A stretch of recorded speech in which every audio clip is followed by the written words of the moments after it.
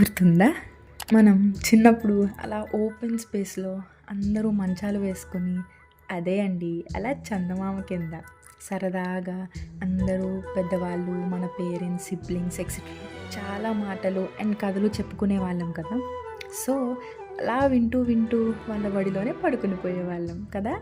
Now just think how it feels అసలు.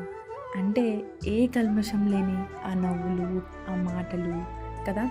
we really miss them these days and hoping to get those days back also.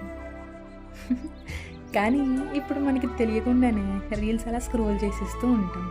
కానీ ఆ piece, calmness ఎక్కడైనా దొరుకుతుందా? దొరకదు. అలా జరిగిన ఆ డేస్‌లో ఫోన్, వైఫై, ఫిల్టర్స్ ఎక్సెట్రా అవేం లేవు. కానీ ఆ కథలను, నవ్వులను షేర్ చేయడం అంటే ఆ స్మాల్ మూమెంట్స్‌లోనే మనకి ది బెస్ట్ లైఫ్ ఉంటదనమాట.